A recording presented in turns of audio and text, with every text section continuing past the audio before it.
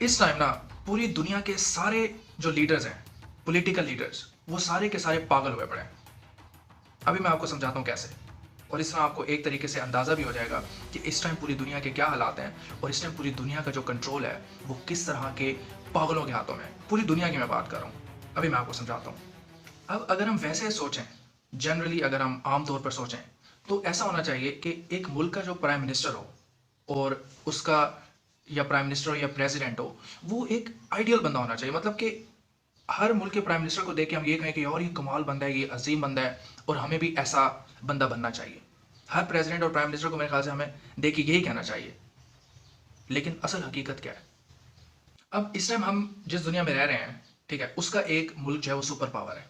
बहुत ही पावरफुल मुल्क है, उसको कोई मुकाबला नहीं है उसकी ताकत का।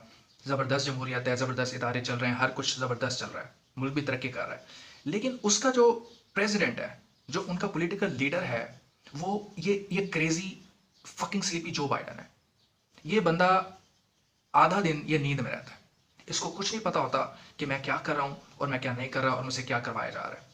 ये दुनिया में, अब मैं इसको क्या एक्सप्लेन करूँ, अब एक्सप्लेन मैंने नहीं करना अभी इस वीडियो में, कि ये दुनिया में कितना कुछ पॉजिटिव कर सकता है, लेकिन वही कोई पॉजिटिव नहीं कर रहा। अपनी वो ऐसी चीज़ें कर रहे हैं जिसका सिर्फ नुकसान ही है, कोई फ़ायदा नहीं है।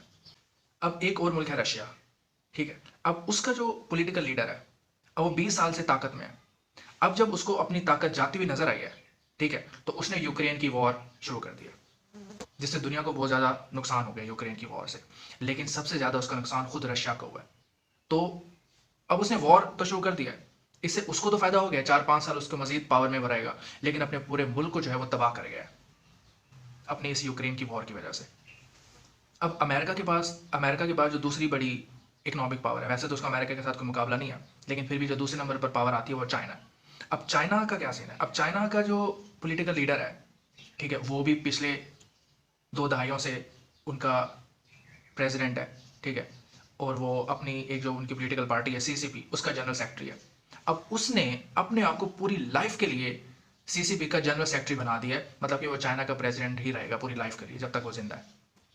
तो इससे अब मजीद अगर इसके अलावा भी उसको लगेगा कि यार मेरी पावर में कोई कमी आ रही है, तो वो ताइवान की जंग शुरू कर देगा। अब ताइवान की जंग शुरू करने से अमेरिका ने, अगर चाइना ने ताइवान की वॉर शुरू की, तो अमेरिका ने चाइना को वहीं गाड़ देना है, ताइवान के अंदर ही। लेकिन उसका जो चाइना का पॉलिटिकल लीडर है, उसने ये नहीं सोचना कि मेरे मुल्क को इसका कितना बड़ा नुकसान होगा। जब उसकी पावर को खतरा शुरू होगा, उसने ताइवान की वॉर शुरू कर देनी है। ये है इस दुनिया का दूसरा बड़ा पावरफुल मुल्क। उसके बाद अगर हम इंडिया की बात करते हैं, दुनिया की सबसे बड़ी जमहूरियत वही है, ठीक है, और वो इंडिया बहुत सारे तरीकों से तरक्की भी कर रहा है। लेकिन जब बात आती है पॉलिटिकल लीडर की, तो वो ये नरेंद्र मोदी है।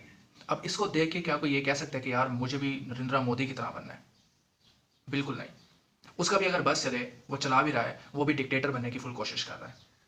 वो तो इंडिया में कोई दूसरा अल्टरनेटिव नहीं है बीजेपी के अलावा। अगर कोई दूसरा अल्टरनेटिव आ जाता, तो जो बीजेपी ने फिर करना था, वो फिर हमारी एस्टेब्लिशमेंट से ना वो भी पीछे ना रहते। लेकिन चूंकि वो अगला इलेक्शन आराम से जीत जाएंगे, इसलिए उनको बहुत ज़्यादा पागल होने की ज़रूरत नहीं है, लेकिन पागल वो भी बहुत ज़्यादा है।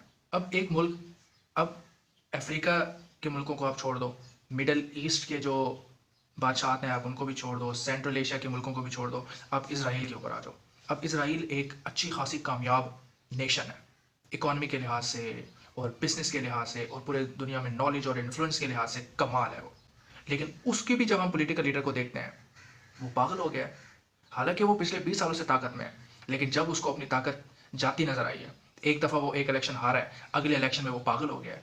उसने इसराइल के जो सारे रिलीजियसली मोटिवेटेड और बिल्कुल पागल जो लोग थे ना, उसने उन सबको मिला लिया अपने साथ, और साथ में उसने गाजा की वॉर को शुरू कर दिया, सिर्फ अपनी पावर को एक्सटेंड करने के लिए। अब गाजा की वॉर से इसराइल को लॉन्ग टर्म में नुकसान ही होना है, कोई इसका फ़ायदा नहीं होना है इसराइल को। लेकिन उसने इसराइल का फ़ायदा थोड़ी देखना है, उसने तो अपना फ़ायदा देखना है।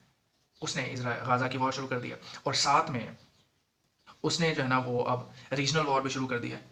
यहाँ से इसने रीजनल वॉर शुरू किया है, वहाँ से ईरान के पॉलिटिकल लीडर वो भी पागल है। उन्होंने भी अपने मुल्क को एक रिलीजियस टच दिया हुआ है, और अपनी पावर को एक्सटेंड करने के लिए उनको भी जरूरत रहती है कि हम इसराइल के साथ पंगा लेते रहें। इस तरह के तमाशे चल रहे हैं। अब ईरान ने भी उसके ऊपर मिसाइल दाग दिए हैं। अब अगर मिडल ईस्ट में वॉर शुरू हो जाती है,